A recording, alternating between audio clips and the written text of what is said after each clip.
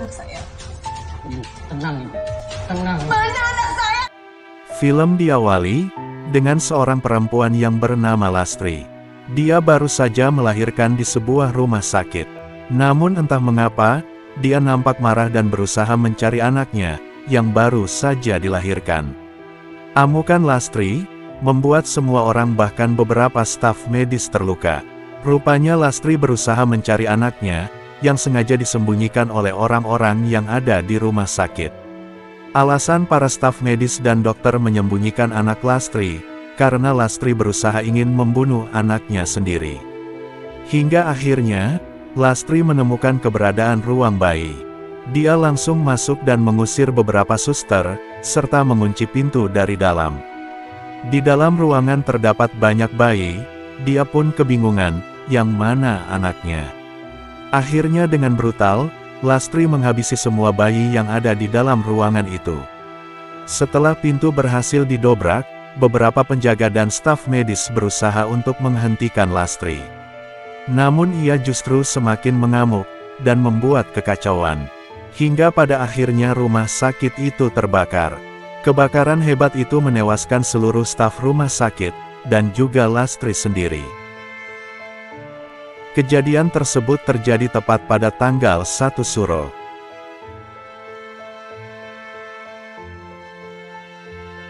Silih waktu berganti, kita diperlihatkan pada dua orang pria, yang sedang mengobrol di dalam sebuah ruangan. Pria ini adalah Bayu, dan sang paman bernama Om Harjo. Om Harjo sangat baik terhadap Bayu, dan mengerti keadaan Bayu yang sedang mengalami kesulitan ekonomi, karena buku karangannya tidak laku di pasaran. Ditambah sebentar lagi istri Bayu akan melahirkan. Hal itu membuat Bayu sangat kebingungan.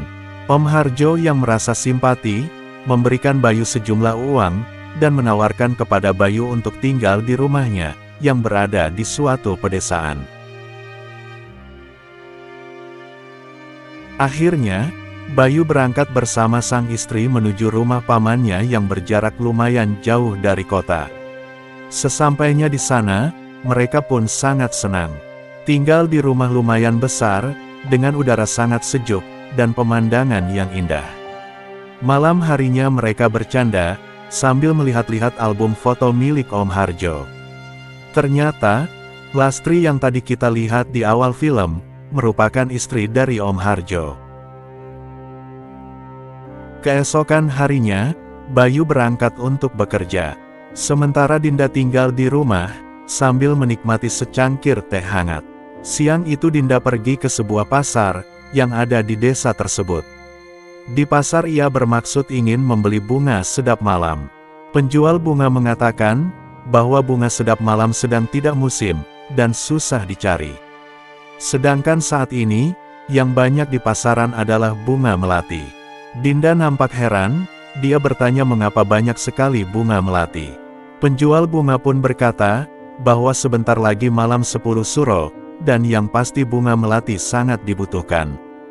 Di sana banyak juga yang menjual hewan untuk disembelih, seperti kambing dan ayam cemani. Dinda yang selama ini tinggal di kota, tidak tahu tentang malam 10 Suro. Setelah tahu Dinda tinggal di rumah kayu milik Om Harjo, seketika penjual bunga langsung menutup dagangannya. Pada saat itu Dinda melihat seorang nenek tua, dengan tatapan yang sangat menakutkan. Sesampainya di rumah, Dinda ingin membuat jus buah. Namun ia merasa aneh, karena tiba-tiba pisau menancap sendiri di talenan.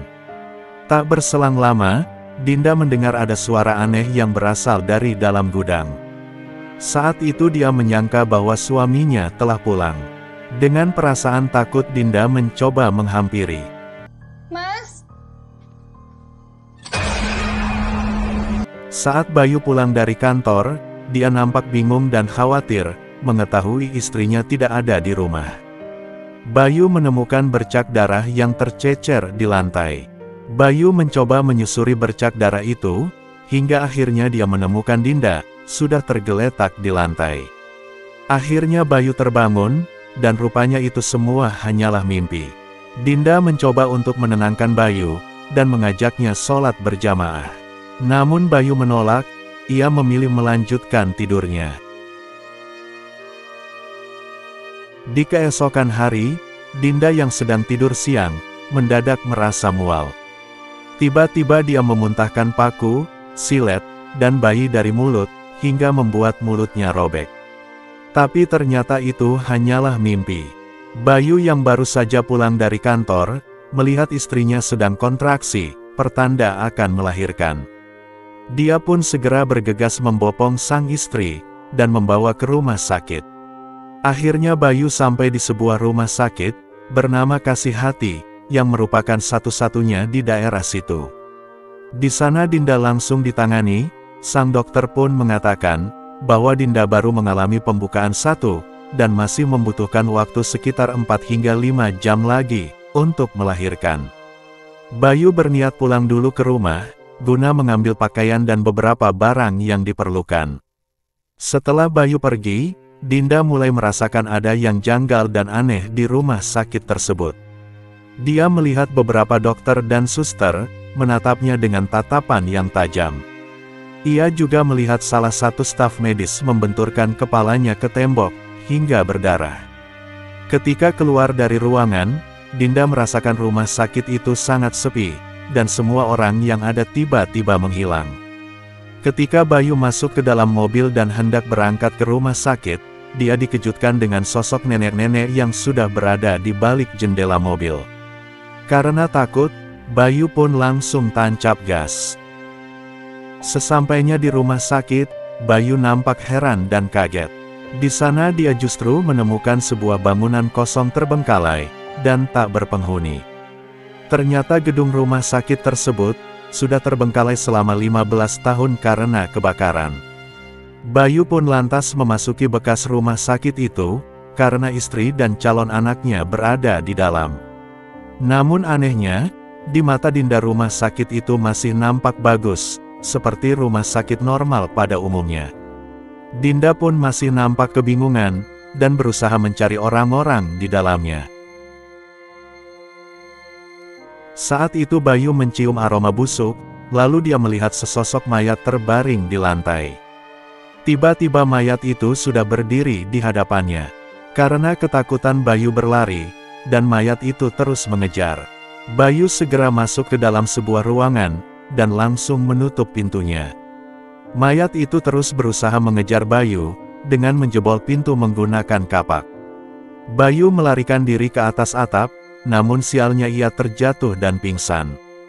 Di sisi lain, Dinda akhirnya menemukan suster dan beberapa orang pasien, yang sedang berobat.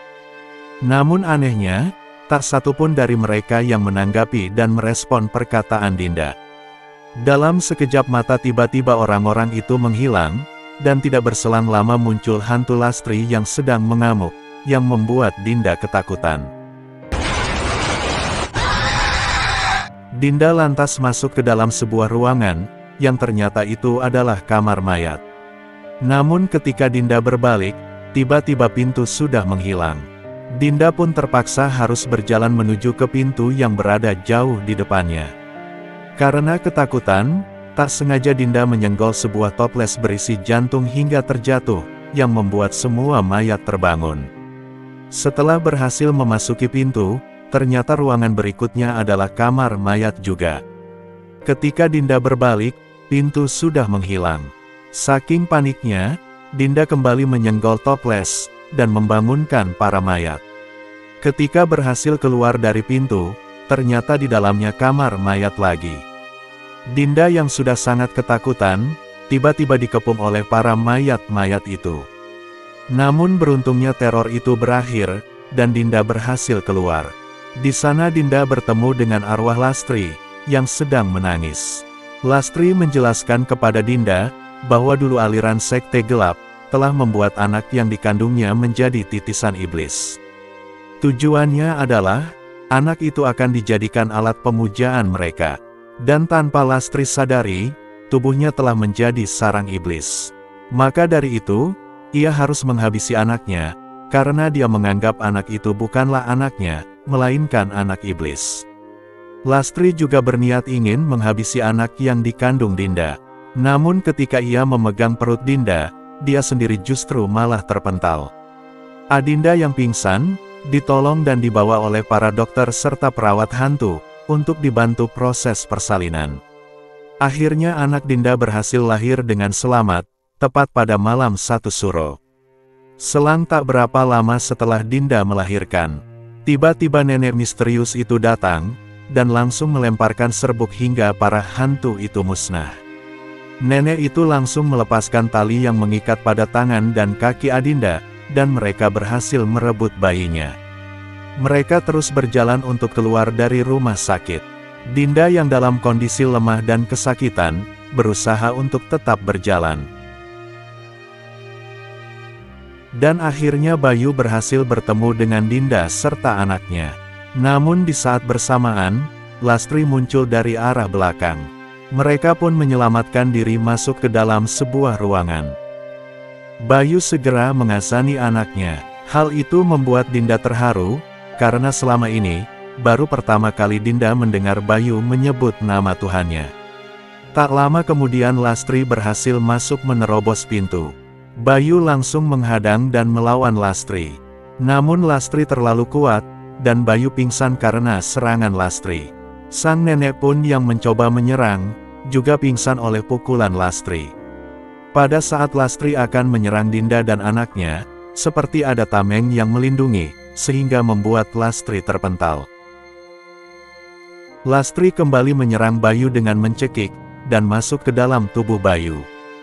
Bayu kemudian memukul sang nenek, hingga membuat nenek itu pingsan kembali. Dinda kabur bersama anaknya, dan dia bersembunyi di dalam toilet. Ketika Bayu berusaha menjebol pintu toilet, untungnya sang nenek segera sadar, dan mencambuk Bayu menggunakan cambuk sakti, sehingga membuat Lastri keluar dari tubuh Bayu. Saat itu hantu perawat muncul, dan langsung membawa hantu Lastri lenyap dari sana. Nenek kemudian menghampiri Dinda, dan mengatakan jika mereka berdua sudah selamat.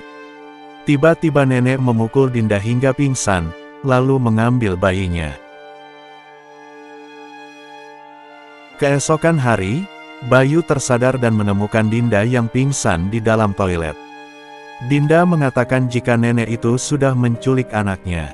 Ketika mereka berhasil keluar dari tempat itu, Bayu dan Dinda melihat sang nenek sedang melakukan ritual.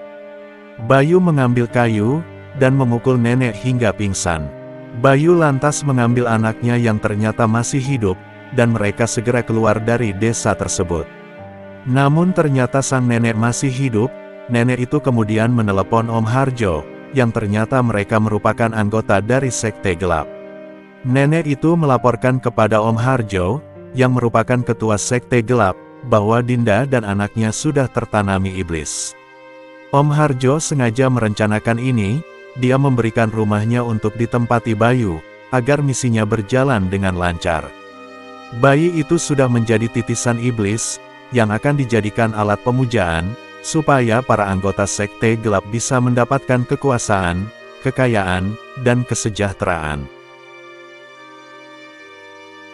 Bayu dan Dinda akhirnya pergi ke kota, tanpa menyadari jika iblis sudah merasuki tubuh anaknya.